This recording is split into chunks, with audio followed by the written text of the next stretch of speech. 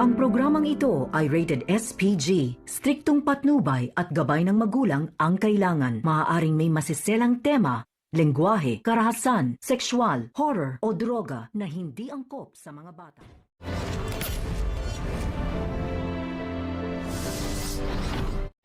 Narito na nga ang mga dapat nating tutukan at aabangan ngayong gabi ng mga kaganapan sa IPJ's Batang Quiapo. Natagpuan na nga itong si Dimples doon sa may ilog. Kaya naman nagulat nga ang pamilya dito ni Linda nang makita at madala nga agad itong si Dimples sa hospital. At dito na nga ay sinisisi naman dito ni Linda itong si Mauro at pati na rin itong si Punggay dahil hindi nga daw umano na protektahan itong si Dimples. Kaya naman may binigay agad itong nurse na mga gamit dito ni Dimples at agad ngang sinabi dito ni Punggay na ipaghihiganti at hahanapin nga daw ang taong gumawa nito sa kanya.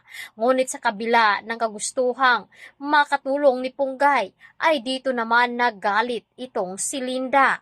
Dito na nga ba hahanapin ni Linda ang tunay na ama dito ni Dimples upang makahanap nga daw sila ng panggasto sa hospital dahil ngayon ay malala nga daw ang karamdaman dito ni Dimples. Sa kabilang banda naman kung saan ay kaya iniwan dito ni Divina itong si Brando dahil sa pagiging babaero nito. Isa na nga ba si Linda sa naging babae nito? Kaya naman iniwan ni Linda itong si Brando dahil hindi rin naman matanggap ni Linda ang kanyang pagiging babaero. Ano nga ba ang magiging reaksyon ni Rocky Boy na kapag malaman ang totoo na itong si Dimples ay kanya palang kapatid?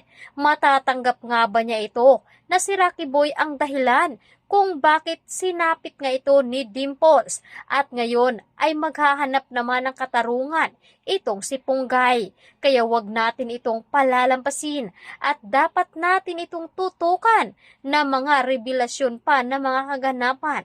Dito lamang sa IPJ's Batang Quiapo. Ito ay isang commentary review lamang at posibleng mangyayari sa palabas. Maraming salamat!